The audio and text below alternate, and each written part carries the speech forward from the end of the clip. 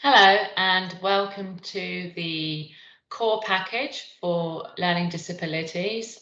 This is part one, so we'll be talking through 3 core packages, looking at puberty, relationships and consent in this webinar. So I'll start off by talking about the puberty core package, and then we'll move on to the other 2. So welcome, my name is Lisa Handy. I'm the Relationships and Sex Education Lead for Dorset Sexual Health as part of the Targeted Outreach team. So we produce these free resources to support schools, all schools, including special schools and mainstream schools who are working with children who may have a learning disability, who need further support in terms of understanding the changes they're going to be going through in order to manage those changes successfully, but also in terms of keeping themselves safe in terms of relationships and as they get older, their sexual health as well. So this first core package, the puberty package, is designed to be used with young people from the age of year 6, so 11 years old. But you can use it with any age young person that you feel would be most appropriate, recognizing that you know your young people best. And so there may be information in this package that you need to reinforce with certain young people on a regular basis as they move through their school career.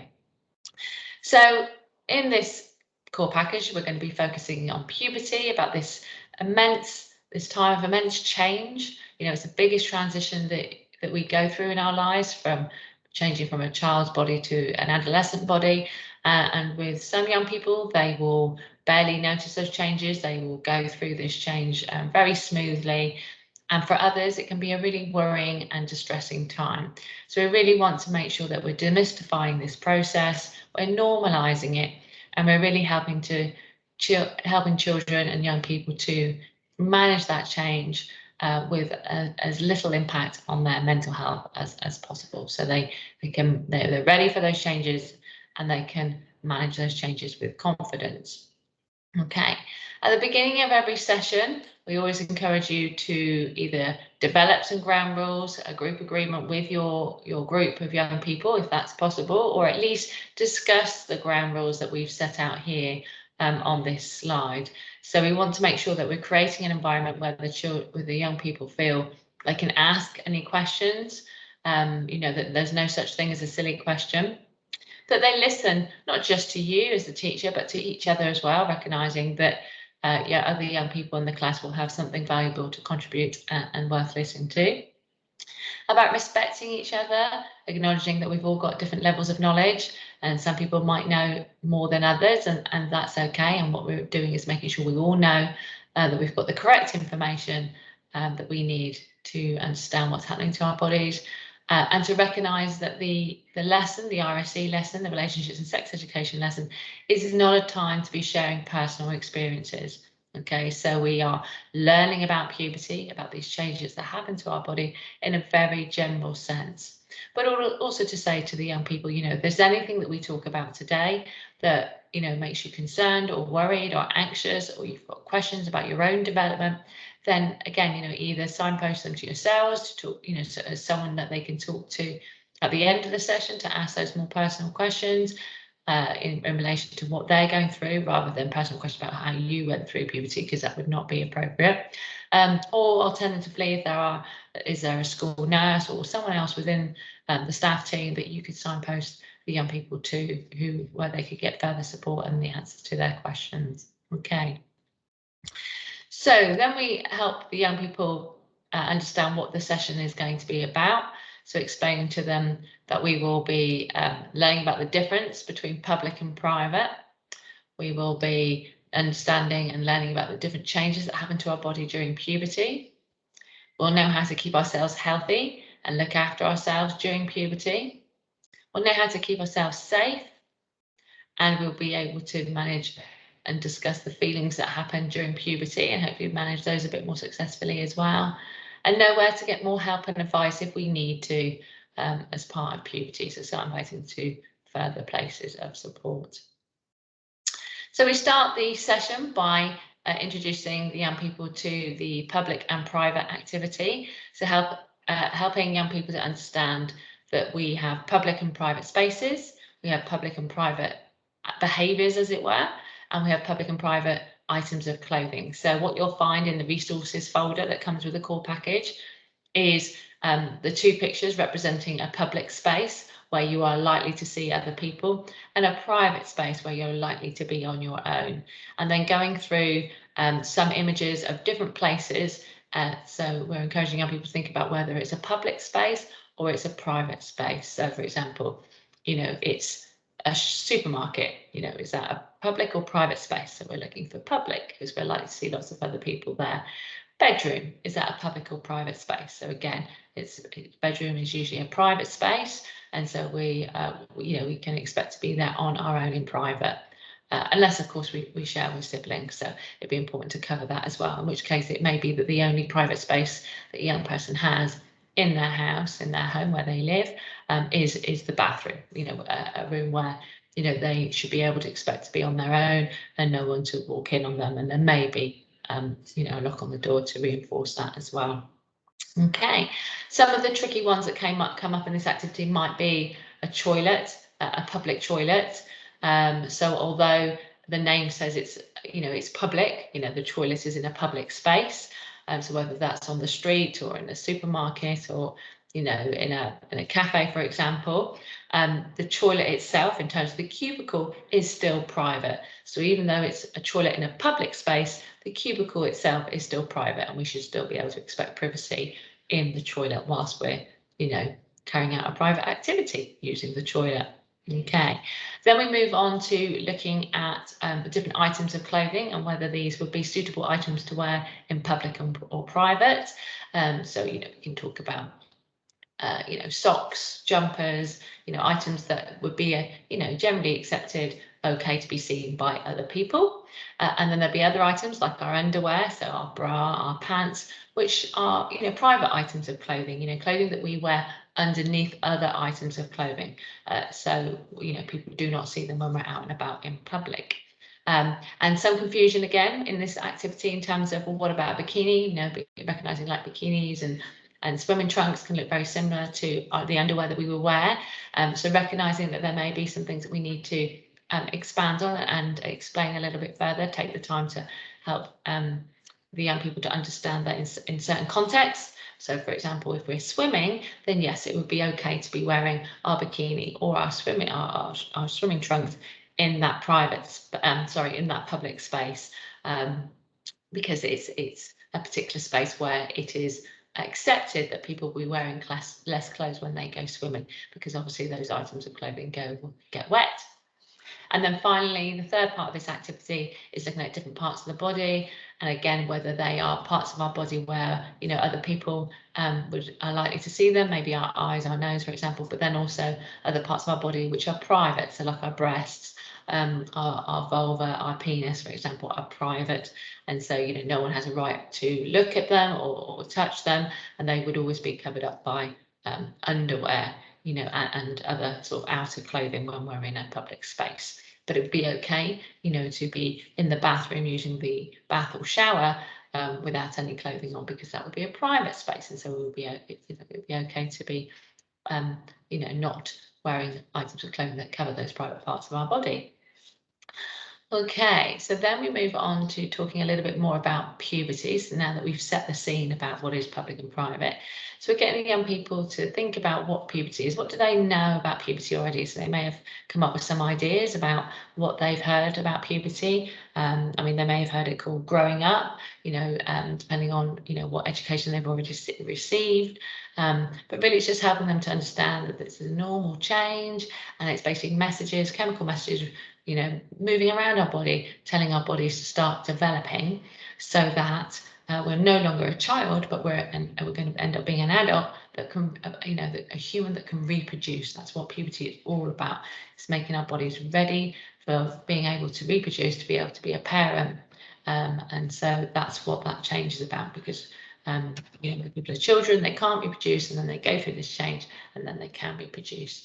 And then we'll talk in more detail about those changes as we go through the package, about what those changes start to look like. And use this slide here to talk about gender. So to introduce the young people to this slide, we may ask them, do we know whether the baby in the middle is a boy or a girl? And so there may be just some discussion about, whether, having a little guess. They might like to have a little guess. But the answer is we don't know.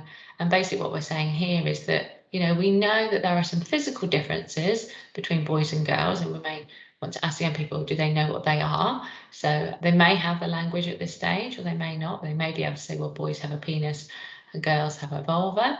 That's if they've been taught those words already. If not, they may use other words at this stage, and we can use this core package to help, help them understand the words that we're going to look for and use going forward. But really what we're doing is we're saying, when we talk about gender, we talk about how a baby is born with male or female biological sex organs, and therefore, depending on whether they have a penis, they are then, identified as being a boy, and if they have a vulva, they're identified as being a girl.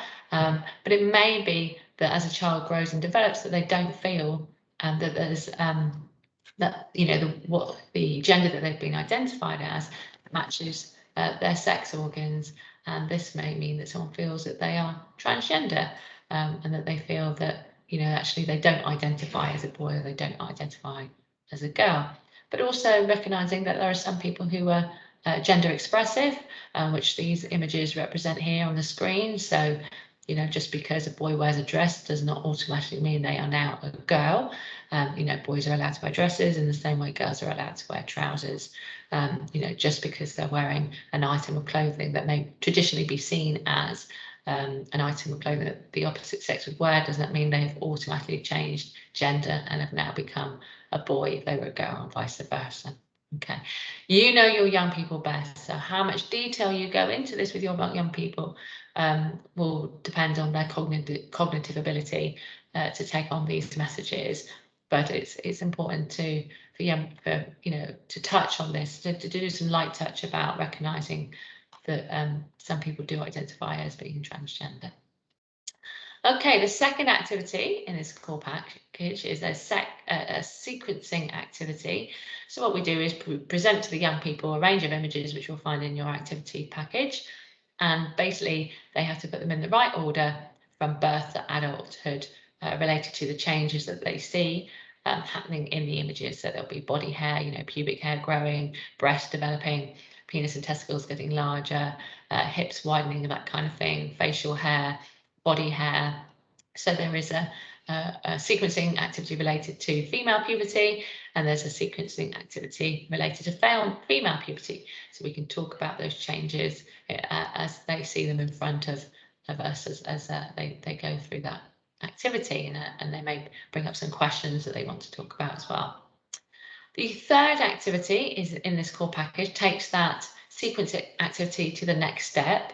So what it's doing now is it's getting the young people to use the information that they've just gained in the sequencing activity to then apply it to this activity. So what they have given here is a male or female body outline with some images. There may be some preparation work in terms of the resources that comes with this activity.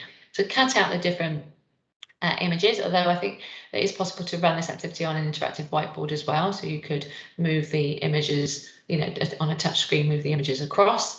And basically what you're doing here is you're encouraging the young people to create an image, a body outline, which then you add images to it based on whether this person is going through female puberty or through male puberty. And then to reinforce the information, we're just going to go through the young people so they can use this as a bit of a checklist to go through all the different changes that someone who's going through male puberty may experience. So growing taller, finding that they're becoming attracted to others, opposite sex and same sex, and that can be something that settles or something that continues throughout their adult lives.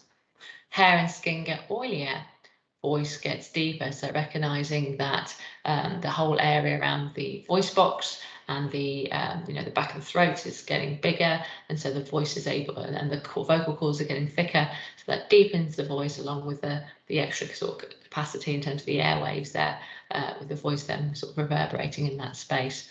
and hair and skin oilier, is about the body working extra hard during this period of time where a massive transition is happening, and that can be one of the byproducts related to the hormones. Body hair and facial hair developing, and that can be different for different people. Some people may not have a lot.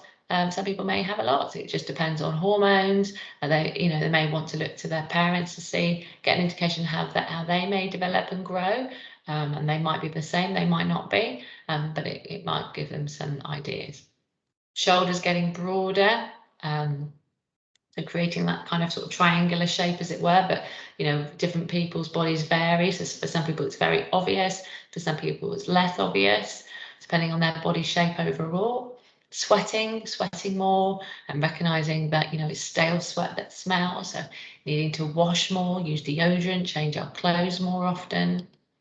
Pubic hair developing, and that goes through different stages, through a few hairs sprouting just at the base of the penis and over the scrotum, to eventually, as they go through to sort of 2 to 3 years into puberty, starting to spread across their inner thighs. Penis and testicles getting bigger, recognizing that the testicles will start to make sperm. So they're not born with sperm in the testicles, but when they hit puberty, those messages, those chemical messages that we talked about, those hormones, tell the testicles to start making the sperm. And this may be released from the body as part of a wet dream. So explaining that what wet dreams are, is where the sperm can leak from the body, be ejaculated from the body during the night. So if they do wake up in the morning and they find that their pajamas are a bit sticky and wet, then that's nothing to worry about. They haven't wet themselves. It's just their body testing itself out, releasing some of those that semen, which is a mixture of the sperm and the seminal fluids, and just recognizing they just need to change their pajamas and maybe their sheets if it's got onto their sheets. But nothing wrong is happening. It's all perfectly normal. Some people do have wet dreams, some people don't. Erections, so recognizing an erection is where the penis fills with blood, and that makes it stiff and erect and point away from the body. Recognizing that erections are nothing to do with the bone being in the penis. There's no bone in the penis, just tissue that fills up with blood, like I say, and makes it become rigid and stiff and pointing away from the body. They may develop for involuntary erections during puberty, where they just suddenly have one and there's nothing they can do about it. It's not anything that they've done. It could just be in response to a certain vibration sitting on the bus, for example. It's just but it can be a little bit embarrassing. So we might want to sort of offer advice, such as maybe tying a jumper around the waist, or just sitting somewhere quietly until the feeling passes and the erection dies down. If they're finding that it's becoming a bit uncomfortable, or they're worried about attracting attention to themselves. So, male reproductive system. So asking the young people, what do they remember from their science lessons? They may remember some words. If not, we're here to sort of help them, reinforce those words and the different parts of the body and what they do. So bladder is where our, it holds and stores our urine until it's full and ready to be released through the penis, through the urethra, which is the tube, the name of the tube that runs through the penis. The prostate, this is where this is the prostate gland that pumps the sperm that gets released from the testicles and travels up this tube, the vas deferens, and pumps that out of the penis, along with some seminal fluids. So the sperm, so the tabbles, as you might like to say, so give them a sort of visual image, travel up here, and then the prostate mixes some seminal fluids, which help the sperm swim to the egg if you're thinking about reproduction, and gives it the energy they need to get to that egg as well, and that gets pumped out by the prostate. The rectum, this is the bum, so this is where the poo will travel down out of the body and collect here before, being ejected from the bottom, from the anus. The urethra, as I said before, is a tube that helps release both urine and semen from the body. The penis, as we talked about before, is the part that will get hard and erect when it fills with blood. So the tissues on either side of the urethra fill with blood. Vas deferens, as I said, is the tube that links the testicles to the prostate. And then we have the foreskin. Now, some people have foreskin, some people don't. Some people might find that it's been removed for cultural or medical reasons, but it doesn't affect how this system works. But for people with a foreskin, they'll need to make sure that they retract it over the head of the penis, so they clean behind the head of the penis, because that's where some tissues, as in some sort of dead skin cells, can collect and create something called a smegma, which can, if left, could cause an infection and some soreness. So it's really important that we're keeping the penis clean with some warm soapy water. And then finally, the testicles. So if you haven't had a chance to talk about this already in the slides, it's just sort of as a reminder to make sure we're talking about erections and wet dreams and what's happening and how this part of the body, the tissues around the urethra in the penis become, filled with blood. We don't see that blood; it's all happening inside. And then when the erection no longer is in place, then the blood will drain back into the body. It won't be coming out of the penis. It's trapped inside the body, inside these tissues under the skin. It's not going to come out of the body. Okay. And then we go through the female puberty changes. So again, we can look at their own activity from before to check that their pictures are correct.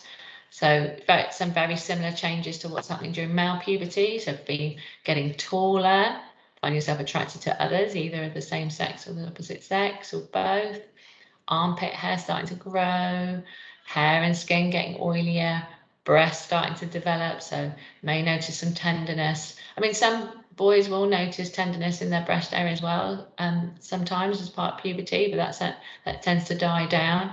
Whereas for girls, that breast area grows and develops. So you'll start off with some development just behind the nipple, where the breast bud starts, and then that will continue to grow gradually throughout the years as they go through puberty. The hips starting to widen, so that's linked to reproduction, thinking about being able to grow a baby between the hips in the womb. And then with this change, the waist tends to thin slightly, and for different people, that can be very noticeable, for others less so. Periods start, so there'll be a few slides coming which will explain periods in more detail, but to talk about that monthly bleed will start to happen. The hair on the legs can get thicker and darker.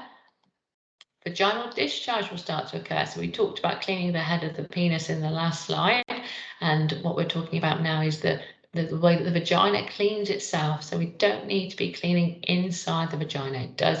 It does that job for us. And so girls may notice a discharge, a whitish clear discharge that comes from the vagina, and this may change depending on where they are in their cycle, but they'll certainly notice it starting to happen, a few months before their periods start. So that could be an indication that their first ever period is on its way. And then as it changes in their cycle, that might give them an indication where they are in their cycle and when they're likely to have their monthly bleed, as it were. Sweating more, we've talked about already. Pubic hair, again, recognizing that it will grow on the outer lips of the vulva, the outer labia, and then as they go through puberty, the pubic hair may again grow down along the inner thighs as well. So again, with the reproductive system of females, seeing what the children remember, what the young people remember from their science lessons. Can they label these parts of the body? Do they remember where they are? So uterus or womb, the two words are often used interchangeably for this part of the body where if an egg and sperm meet, they will grow into a baby. You've got the vagina there, which we were just discussing. So if someone wants to manage their periods by using a tampon, this is where it would be placed, and we could talk about that in a minute. Otherwise, that's where the penis will go if someone is planning to have a baby to release a sperm, or if someone's having sexual intercourse. Again, depending on the age of the young people and who you're talking to, depends on how much information you'd give about the puberty changes. And also recognizing as part of puberty and periods, this is where the blood would travel out of the uterus, out of the womb, through the cervix, which is that part of the body there, and then the blood coming out of the vagina, out of the vaginal opening. We've then got the ovaries, which is where the eggs are stored, recognizing that girls, when they are born, they have all their eggs in their ovaries, but it's not until they hit puberty that the hormones tell them to ripen and be released, and they'll be released down the fallopian tubes. And so if someone was having sexual intercourse and sperm has swam up through the cervix, they will meet the egg in the fallopian tube, fertilize it, and travel down the fallopian tube and implant themselves in the lining of the womb there. Okay, if that doesn't happen, that if the person is young and they're not having sex, or they're just a person who's not having sex with someone who releases sperm, then the eggs will always be unfertilized, and so this process will always lead to period, which is by the lining of the womb, which builds up, thinking that the egg is going to be fertilized and will be needed to support a baby, is no longer needed because the egg hasn't been fertilized, and so this lining of the womb comes away, and that is what creates the period. And then talking about the menstrual cycle, so we talk about this monthly bleed, not always monthly for everybody, so remembering to make sure we're normalizing the range of experiences that people have when it comes to menstruation and having a period. And certainly when people first start having periods, it may be that they don't have a regular period for a couple of years initially, and there may be some settling down. They may want to use a diary, a calendar, or an app on their phone to record when they have their period, and so that it will help them start to predict if there's any kind of routine there. Are they bleeding every 28 days, 30 days, 35 days? Everyone's different, will have their own cycle, and it's all perfectly normal. Okay, but it just helps in terms of knowing where they are, so that when they need to carry period products, for example, where help them understand themselves a bit more in terms of why they might be feeling a little bit emotional and teary one day. Is it because of their hormones? So it just gives them a better understanding really of what they're going through. And then you can use, now would be a good time to introduce some puberty products, so help them explore tampons and pet towels and reusable products ideally as well, such as washable pads, reusable pads, period pants. If you've not come across them, are a great way, particularly if people have got a light flow or they want to support their products with pants as well that can be washed, that have been designed with some absorbent material to collect a tampon's worth of blood, and that can be particularly useful and less fiddly as well, which would be particularly useful for young people with learning disabilities. I want to talk about some of the other changes that happen during periods as well, or just before periods, known as premenstrual tension. So maybe feeling tired, irritable, getting spots, and their discharge may change. They may get cramping in their stomach, sore breasts with those hormonal changes. The mood swings, not quite feeling a little bit unsettled, a little bit teary perhaps. So again, just helping them have a great understanding of these changes and how they affect us, and how we can be prepared for them, and how we might need to just take some time out during this period of time, and maybe you might be someone who's not feeling particularly sociable at this time of the month, and that's okay, to be kind to yourself and maybe do something that's a little bit calmer. That would suit someone better and feel less overwhelming.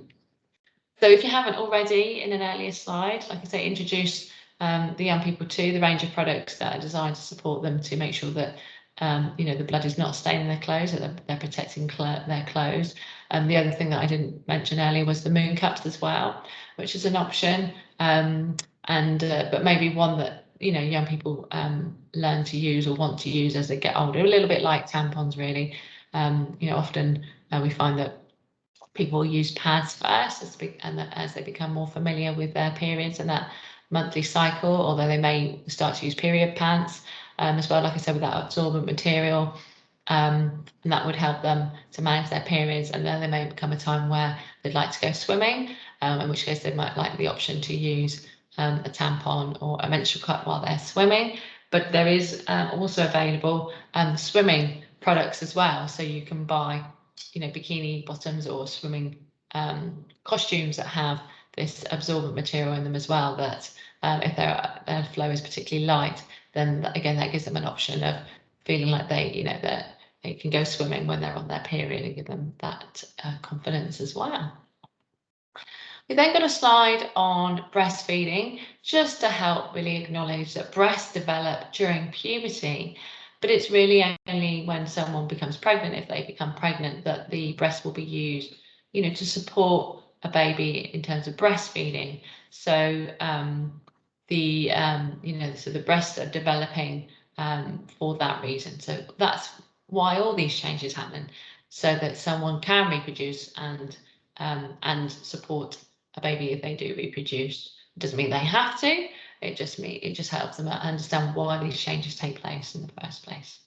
Okay, so in this slide again, it's an option. You decide how much information to give your young people, but it just helps to sort of normalize breastfeeding and just explain what the reasons behind why breasts develop during puberty, and what they're for, what they've been designed for.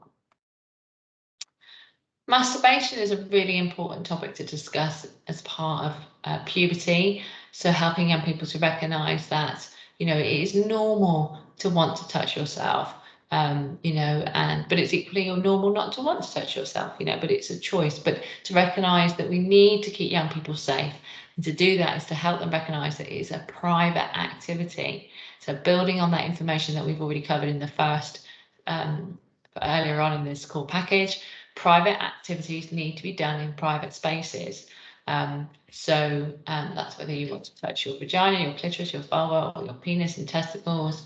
It's important that those parts that, touching private parts of the body need to be done in private spaces.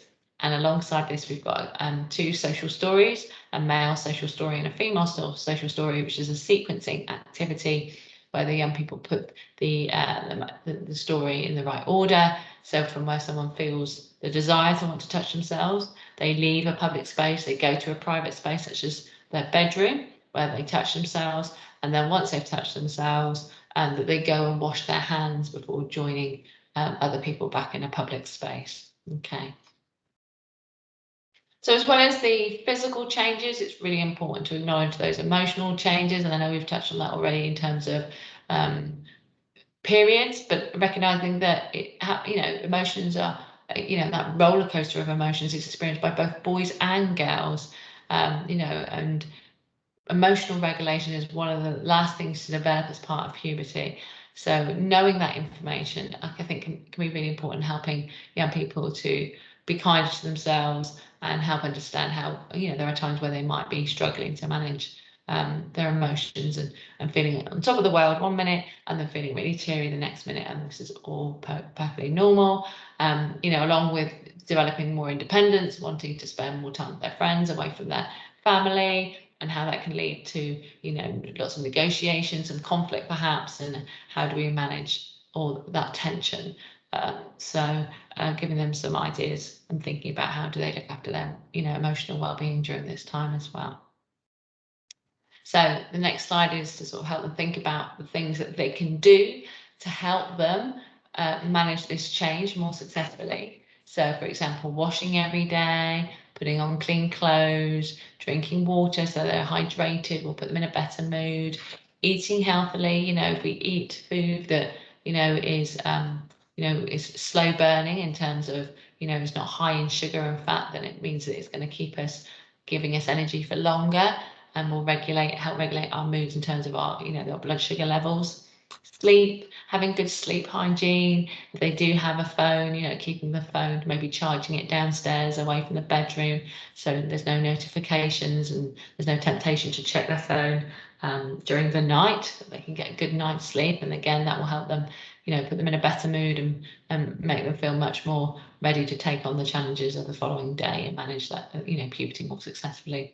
Exercise. We know exercise is really good for managing stress levels and making us feel good about ourselves. That release of endorphins, that feel good factor. So and just thinking more broadly about what exercise, what movement means to different people. Not everybody likes running. Not everybody likes team sports. What are the options for movement? Is that dancing, vigorously in your bedroom to your favorite tune? Is it going for a power walk, taking the dog for a walk, you know, is it roller skating, skateboarding, you know, is it going for a swim? But just thinking of all those different ways that we can move, you know, sort of broadening our ideas about what exercise is, but just sort of raising the heart rate is going to be beneficial for mood regulation. And then finally, brushing teeth, you know, recognizing that in your puberty, you know, as you're going through puberty now, you're going to have your adult teeth and they have got to last you for the rest of your life. So we need to look after them. So we need to be brushing them ideally twice a day, morning and night, keeping them healthy and strong, but also just in terms of, you know, having good, you know, avoiding bad breath as well, you know, thinking about wanting to make friends and potentially, you know, have relationships with other people. You know, bad breath is not going to be ideal. So if we can manage that by brushing our teeth, maybe using mouthwash, and it's going to be helping us manage, you know, those relationships and getting on in life much more successfully. Spots. I think it's important to recognise that as tempting as it is, ideally we should not be squeezing our spots, okay? And everyone gets spots. Some people get more spots than others, but it's, again, a normal part of puberty, okay? So it may be linked to diet, but not always. So just, you know, checking, making sure that, you know, your diet's healthy, lots of fruit and veg, not just chips every day, chocolate, crisps, that kind of thing. But also, you know, washing the face, you know, using something like a flannel to kind of just sort of dislodge some of that oil and the skin, the dead skin cells sort of building up in the pores there that could lead to spots.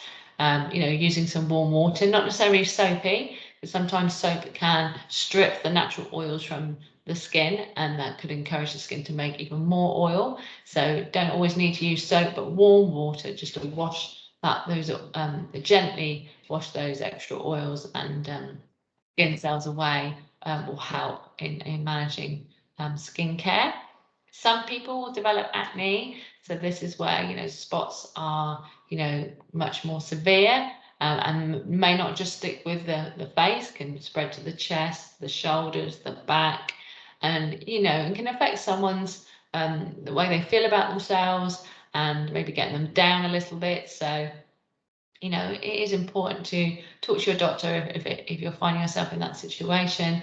Go and get the support you need, and they may get some, you know, some lotions that can help you manage, you know, the acne and try and reduce the spots, the frequency of those spots developing on the body, on the skin. Okay, so and then finally, we just want to make sure that, you know, young people don't feel that they're alone in all this. You know, everybody goes through puberty. All adults have gone through puberty. You know, it might have been a long time ago, but they all have. Okay, so we, you know, we can all relate to that period of time where we, you know, is what is happening to us normal? You know, or am I the only one going through this? And if that's how you're feeling, it's really important that we encourage young people to talk to a trusted adult or, you know, someone in their lives that is, you know, able to give them a listening ear, able to give them their time. So is that a parent or carer, an older brother or sister, a teacher, you know, maybe someone here at the clinic, a doctor or a nurse or a youth worker, but just someone in their lives who is there for them, you know, is there for young people. You know, to make sure they don't feel they've got to go through this on their own. And then finally, just see if the young people have got any questions, anything that they haven't had a chance to ask, or anything that's not been covered that they want to go through again in a little bit more detail. And that's your puberty core package. So I'm just going to pause there while I bring up the next core package.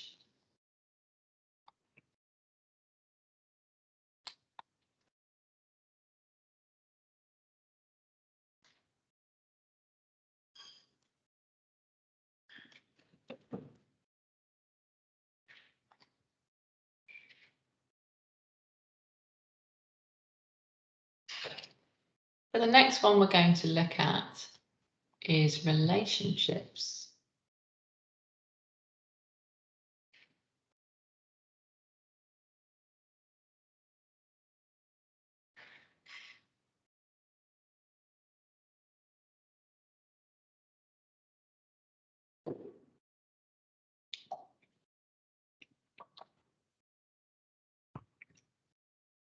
Okay, so let's start then. So relationships. So this core package, we would usually recommend that it's delivered to year 8 upwards. But again, you know your young people best. So if you find that there's information that you want to go through, that would be beneficial for older children to go through, then obviously feel free to use this, the resources in a way that meets their needs. So what are we going to cover in relationships? We're going to be looking at different types of relationships, good behavior in a relationship, what makes a relationship healthy, what to do if you are not happy in a relationship, safe relationship behavior, what makes a relationship safe and healthy, and then finally where to get help if you feel that you're in an unsafe relationship. And as always, we encourage you to make sure you go through the ground rules, a group agreement with young people, making sure that it's a respectful environment where people know the boundaries, they're not sharing personal information, but they're learning about relationships in a very general sense. So, types of relationships activity. So this is the first activity where we're getting young people just to think about what is a relationship? What different types of relationships do they have in their lives? So you may want to just take some questions, or you could introduce them to the activity that includes Simpsons characters or other TV characters, depending on what's most popular with your pupils at the time. So in this activity, the best thing to do is to take the Homer card, so the dad character in The Simpsons, and to pick up 2 cards and just to explain, talk through how the 2 people that you've picked up have a relationship with each other. So you could say, this is Homer and this is his wife Marge. So, so how well do they know each other? Would it be, the husband and wife, so they know each other quite well? Is it okay for them to hug each other? Yes, if they both want to hug. Is it okay for them to have a kiss? Yes, absolutely. That would be totally okay. Great. And then bring up another activity where we are looking at perhaps Homer and his neighbour, for example. Would it be okay for them to have a hug and a kiss? No, that's different, isn't it? They may go as far as to have a handshake, or they may not, depending on if they're friends or not. So just helping to understand the different relationships and the different behaviours between different people in our lives. And you can talk about the bus driver, whose name you may never know, but you still may see them every day and say good morning every morning, but you don't know them that well. Even though they are a familiar person in your life, okay? So you can talk about, what behaviours are okay or not okay to talk about. And an interesting one within this is the doctor. So you can have Homer and his doctor. And although they're not friends, and it wouldn't be appropriate for Homer to start talking to the doctor about, how was his weekend? What did he get up to? But it would be appropriate for Homer to talk to the doctor about his genitals, private parts of his body, because that's the doctor's job, So, so there are certain situations where there are different types of boundaries depending on the role that someone plays in our life. Then we move on to activity 2. And so what we're doing here is you can either give the young people these dartboard type resources, or you can indeed do this on the interactive whiteboard. So what you're doing is you're sharing with them different people, different cards with different people, and then where they might go on the dartboard. Okay, so people in our lives, and are they someone who is a stranger? So thinking like someone we've never met before. Are they someone that we know of? Are they someone that we like? Are they someone that we love? Or are they someone who we are personal or intimate love with? So just helping distinguish those different types of relationships we have with different people in our lives. And then once they've done that, we then talk about the different behaviours that we might do with different people. So what kind of behaviours might we do with someone who's a stranger? Or we may not do anything, or we may shake their hands if we've just been introduced to them. But then someone who we like, we may wave at them across the road if we've seen them, or we may hold hands even, if we were to look after them and care for them. Some people express their friendship by holding each other's hands. And love, people in our family we love and we might kiss. And then there are people who perhaps we're having an intimate relationship with, so like a boyfriend or a girlfriend or someone we're married to. And that might be where, we're hugging and kissing and perhaps even having sexual intercourse with them or engaging in other sexual activity with them. Just helping to sort of recognize those different behaviors and where they fit in terms of how well we know someone. We then want to talk about making decisions in activity 3. So this is a stand-up, sit-down activity. So we read out some statements and then we ask them to decide whether they are a decision that they've made. So for example, have they had toast for breakfast? Have they had no breakfast? But these are all decisions that they may have made this morning, okay? And so they are responsible for making these decisions. And so sometimes there are consequences from some of the decisions they've made. So for example, if they ignored their alarm clock this morning, they might find that they were then late. If they didn't have any breakfast, maybe now they're a bit hungry and feeling a bit tired and grumpy. And they forgot to do their homework, maybe they're going to get into trouble with their teacher. So it's acknowledging that we make decisions all the time, and depending on the decisions we make, can sometimes depend on if there are consequences or not. Okay, and that's the same when we're in relationships with people. We can decide who we have a relationship with. Okay, and if we decide that we're not getting along very well with our friend anymore, maybe we keep clashing with them and arguing, then it's okay to walk away from that friendship. We can make a decision about that. It's our choice whether we want to be friends with someone or not. And then we move on to activity 4, which is the perfect partner activity. So what you can do here is get young people to think about, that we're all different. So what some people like in sort of the perfect partner maybe is not necessarily the same as what we would like, from a perfect partner. And so going through all the different activity suggestions about what they feel is important and comparing that with their friends. For some people, they like to be with someone who perhaps has got a nice car or has got lots of money and is really good looking. But for some people, they want to be with someone who's kind, who's funny, who's caring, someone they can trust, and just really pulling out, that different qualities can lead to a different type of relationship. Someone may be good looking, but if you can't trust them, if you arrange to meet them at 6 o'clock outside the cinema and they always turn out late, then that's going to affect the way you feel about them. And then although you might think they're particularly good looking, actually as a person, they're not really someone that you can rely on, and that can affect the way you feel about someone. And then you might find that actually other qualities are more important. So being able to trust someone, being able to communicate with someone so that they understand you understand them, and they respect your needs and wants, and you respect their needs and wants, is going to be obviously of great benefit in terms of developing a healthy relationship. And then there's saying no. There's reminding, young people that if someone asks to be their boyfriend or girlfriend and they don't want to be their boyfriend or girlfriend, it's okay to say no. We shouldn't feel under pressure to say yes just because someone's asked us to go out with them. Okay, and you don't have to make an excuse. You can just say no or no, thank you.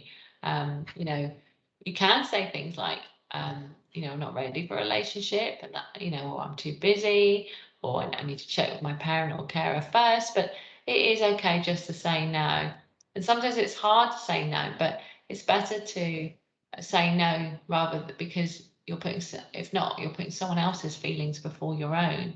So it's really important that we're honest and being able to say how we feel rather than just being kind and not wanting to do something to upset the other person, but then going out with them or doing something with them and knowing that you never wanted to be there in the first place. So just helping people recognise, that they have control over who they have relationships with. And then this takes us nicely onto this activity, which is activity 5, which is the healthy or unhealthy relationship activity. So we have 2 cards, you can see on the screen there. So defining a healthy relationship and one what would be defined as an unhealthy relationship. And then there are different cards in this activity where the young people have to decide whether the behaviours being presented would fit under a healthy relationship or an unhealthy relationship, or indeed it might depend, because again, recognizing that we're all different. But it may be, for example, that there are activities that are definitely not healthy. So here's some examples here about arguing all the time, or being hit, or having sex with other people. They are not okay activities. They would be deemed unhealthy activities, and so would an unhealthy relationship, unless of course you'd already agreed with that person that you were going to have an open relationship, and that it was okay for both of you to have sex with other people outside the relationship. Then of course it would be healthy. But then it depends, because for some people that would be absolutely fine, and for other people it wouldn't be okay. They would rather not do that. They would want to have a boyfriend or girlfriend and know that it was what we call monogamous, that you were only in a relationship with each other and you're not having sex with other people as well. Okay. And some other cards in that pack that you might want to look out for and help young people to recognise is, it can be really nice being bought lots of presents, but if they're presents, gifts of a high value, so like, brand new pair of trainers, smartphone, that kind of thing, then we may want to question why this person is being so generous, and do they have other ideas about where this relationship is going? Because if someone buys us lots of really nice presents for no apparent reason, it may indicate that this person is trying to persuade us to do something for them at some point. And it may be that we might find it really difficult to say no, because they have been so kind to us and we feel like we should do something in return. And this might be to have sex when we perhaps aren't ready to have sex with them just yet. It may be to have sex with their friends when we only ever wanted to have sex with them. It may be to carry a knife or a gun for them across town. So this is known as exploitation. This person is being exploited. Okay, they have been groomed, and grooming is where someone will do something like make some friends with someone, make them feel really welcomed and loved. And presence will help with all that, so they feel really good about this relationship. But then it turns, and then it turns in a way which the person doesn't feel comfortable, and they're being exploited.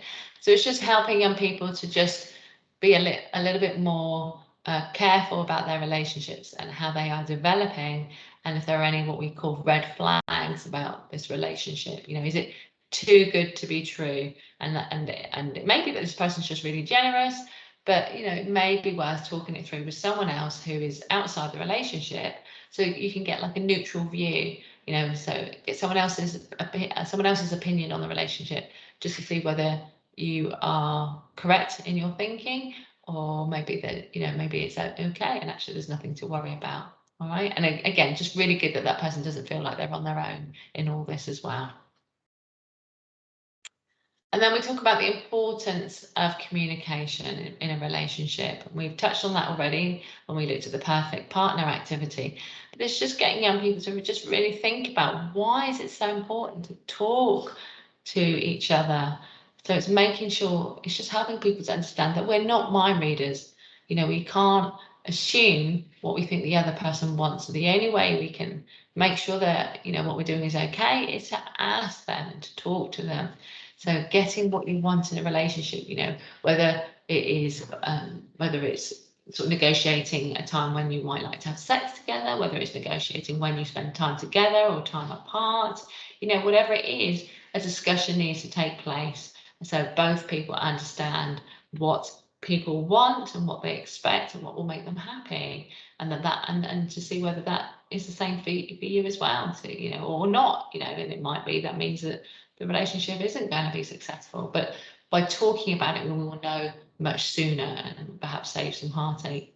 Feeling safe, if our partner knows, how we feel and the information perhaps we need in order to know that we can trust a partner, then we're going to feel safe. We're going to know that our needs and wants are being met, and we know that the person respects us. not getting pregnant until you're ready. Yeah, if you can talk to your partner about contraception, about condom use, about using the pill or other form of hormonal contraception, if we can talk to each other about that, then we're less likely to become a mum or dad until we're ready.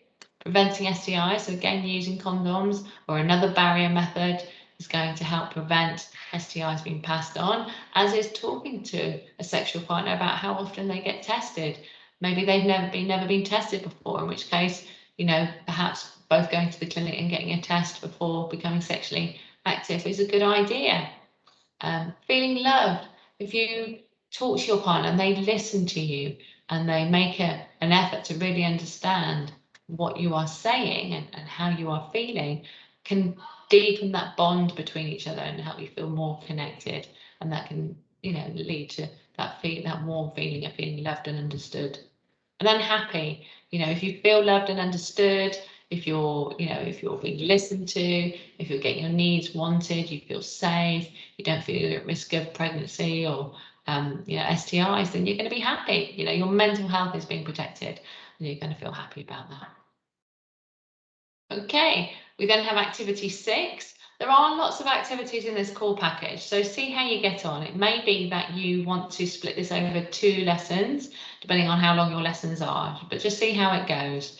So this is activity 6. So again, you can use this with cards or on the interactive whiteboard, but you give the young people a number of cards and they decide in what order a relationship may develop. So we've got things there like swapping telephone numbers, having a baby, getting married, having sex, talking about having sex, meeting their parents or other family members, living together. So what comes first? And recognizing that for different people, different timelines may happen. You know, for some people, we may swap numbers, we may go on a date and it doesn't go any further because we realize actually we don't really like them. All they do is talk about themselves all the time. Or actually, you know, we do really like them, we spend lots of time with them and we do kiss them and we do meet their families. And that's as far as it goes, you know, and we're happy with that. And we don't necessarily need it to develop into a sexual relationship. And perhaps not every relationship we have does develop into a sexual relationship.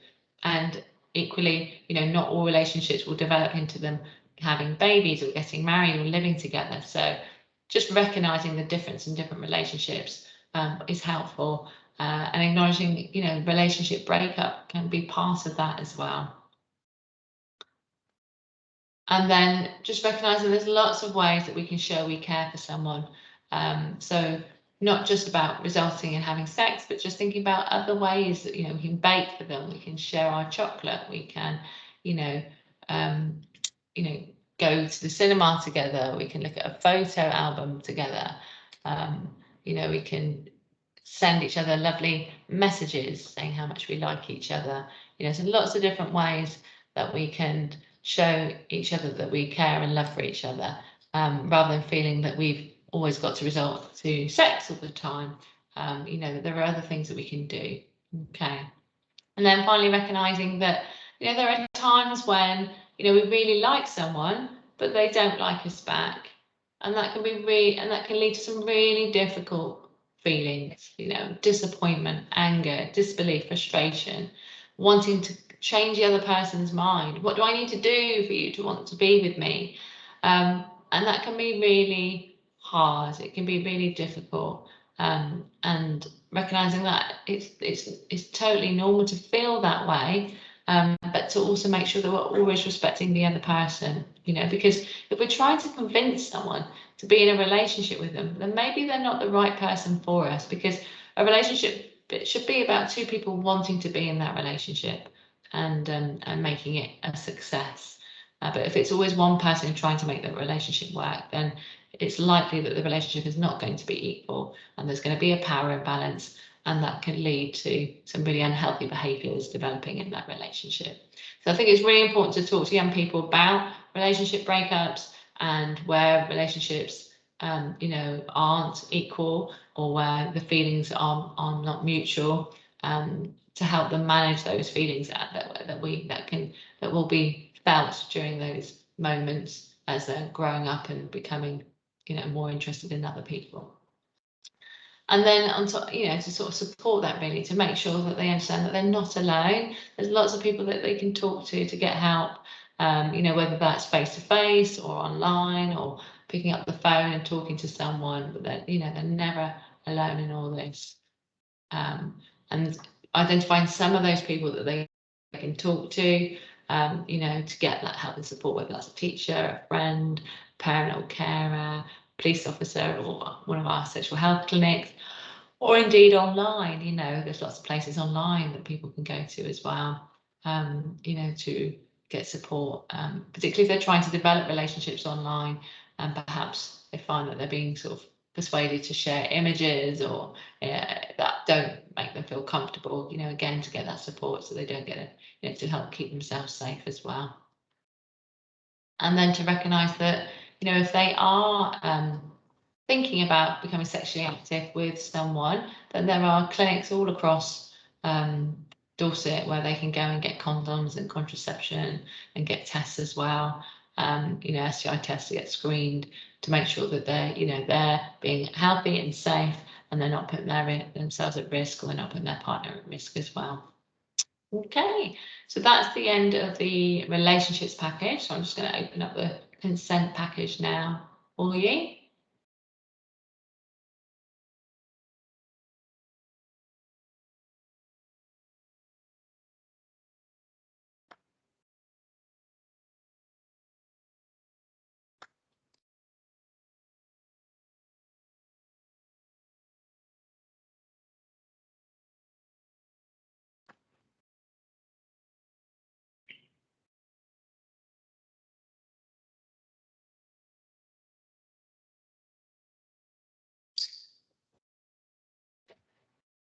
Okay, so this is the consent core package.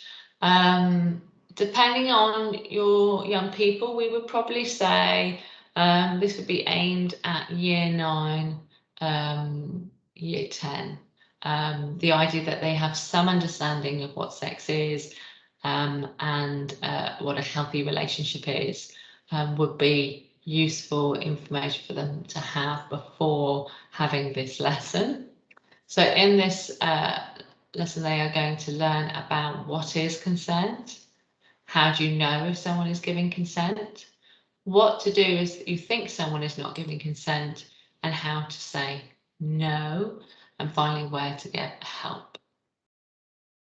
Make sure we always refer to the ground rules, keeping everyone safe and creating that safe learning environment. And then we move on to what is consent. So what do the young people understand by the word consent? Where have they perhaps heard that word already? So they might think about the word permission, and in which case they may think about perhaps permission slips that they may have had to have got their parents to sign at school if they were about to go on a trip somewhere. So you can talk about that. Permission is about agreeing, that something is going to happen. And the consent means giving your permission or agreeing to do something. And then there are different parts of consent related to the law.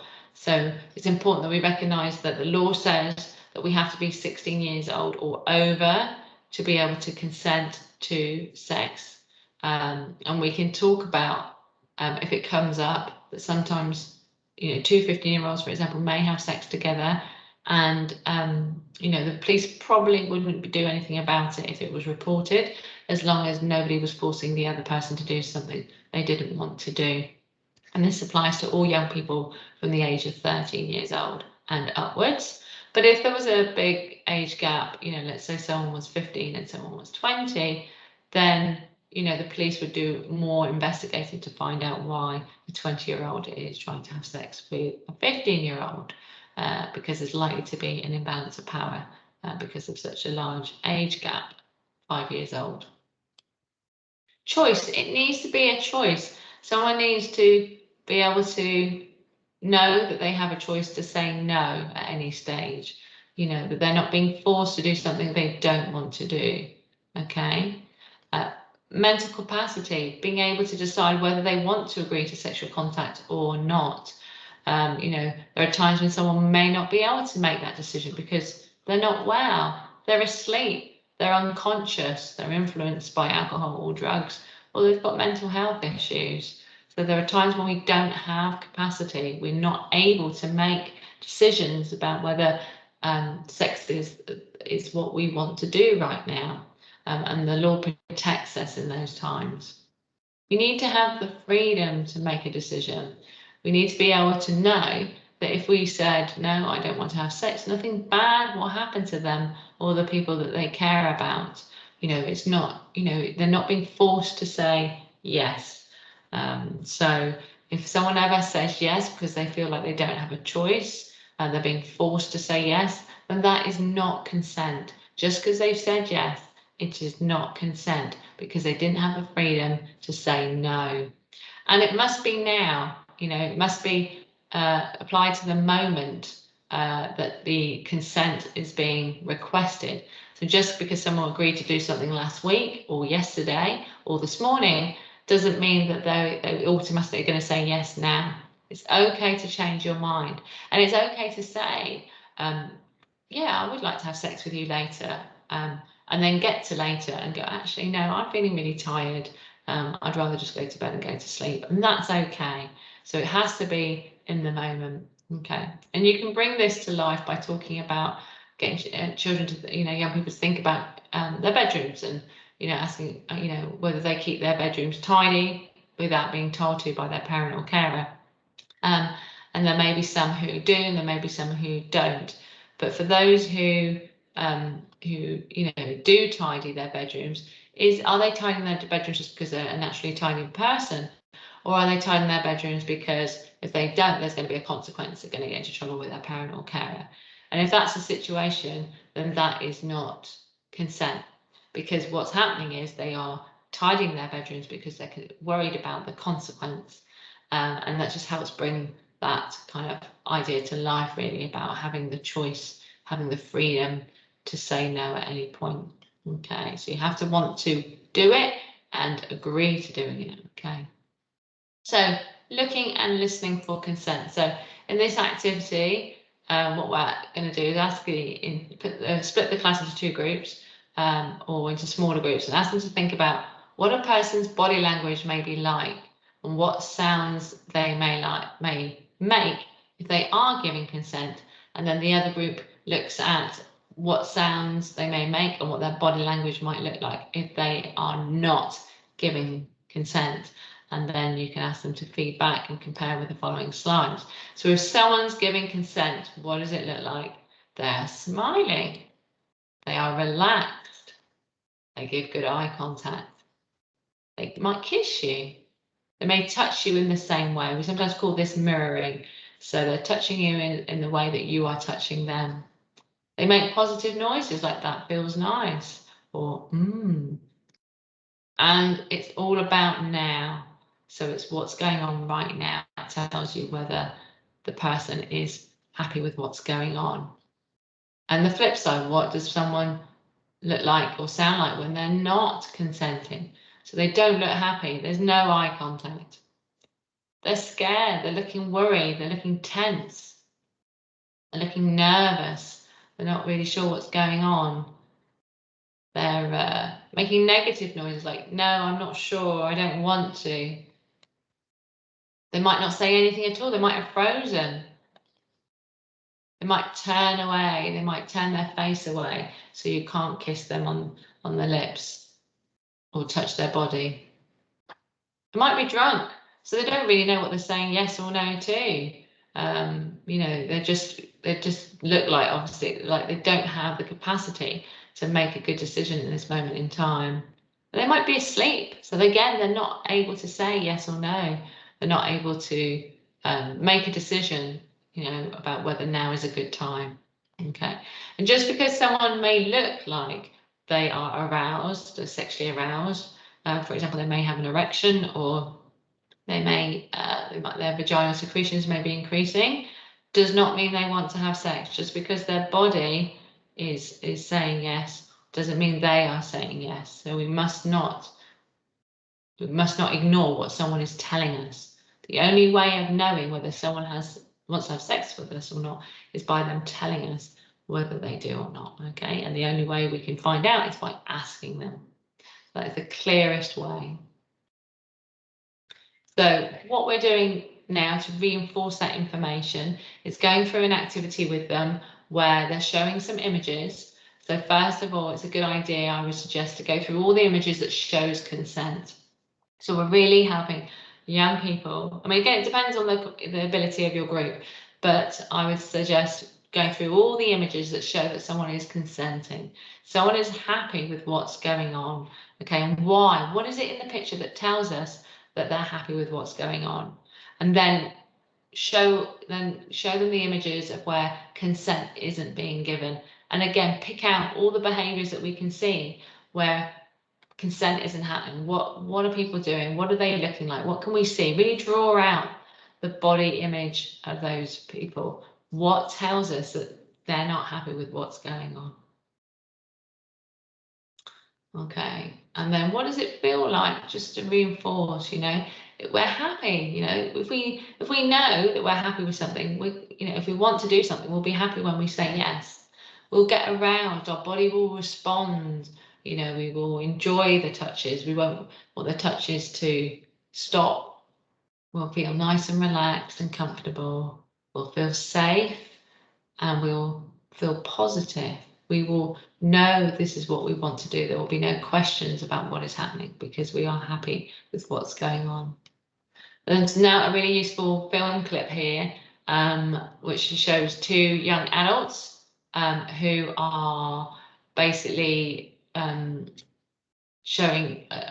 demonstrating a couple meeting up outside a chip shop and how they get together, but then eventually how Sammy, so it's a man and female couple, how Sammy the boy tries to encourage Rosie to be his girlfriend and eventually ideally come to his house and have sex with her, and the techniques he uses to try and encourage her to do that.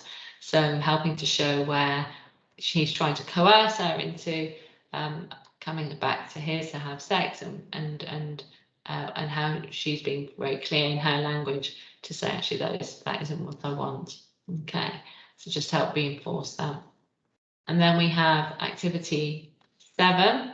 So this is called play, pause, stop activity. So this is where you read out various scenarios and then decide whether the behavior is where the couple can carry on with what's going on. Clearly consent is being given.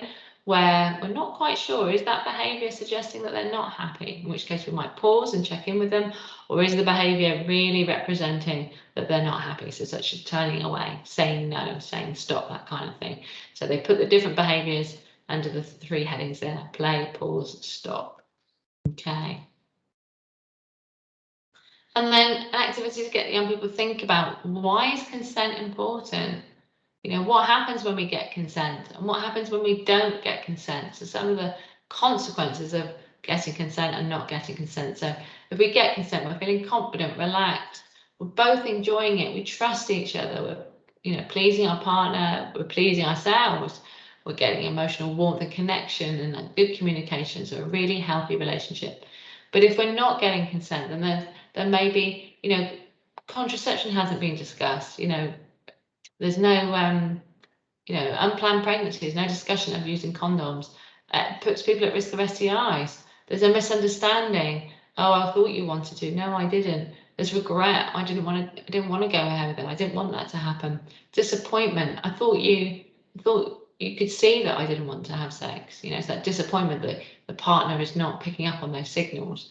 Possible prosecution. You know, if sex without consent, in the eyes of the law, is rape. So there is a potential that someone could be prosecuted for rape or sexual assault. And disagreements within the relationship, you know, there will be some bad feeling left over from that, you know, what's happened between the two people about, you know, that there wasn't good communication, people were not understanding. And then a reputation, you know, a potential that other people, you know, that people talk and say, you know, that person, you know, he's not great, or they're not great in a relationship. You know, they don't listen to their partner, for example. They take advantage of their partner. And of course, if this ever happened to any young person, you know, again, you're not on your own. you know, if it's an emergency, if it's something that's happening right now, if someone's being forced to do something they don't want to do right now, then call the police, call 999. If it's something that's happened in the past and it's an offence that you want to record, then call 111. There's also the sexual assault referral service as well, where young people can go who have experienced rape or sexual assault and who may want to, you know, have evidence collected if it was a recent event. So there's forensic evidence which may be used if they decide to prosecute, you know, and if the Crown Prosecution Service, the CPS, decide to take the case forward as well, they feel that there's enough evidence, then that could mean that, you know, the person could be, you know, could be taken to court. But there's lots of people and places, as always, we talk about people in our lives that we can talk to about this, so that we're not alone. And then if there's any questions that young people ask, now's the time to take them. Otherwise, that is the end of the consent package and the end of this webinar, the Learning Disability webinar part 1. So thank you.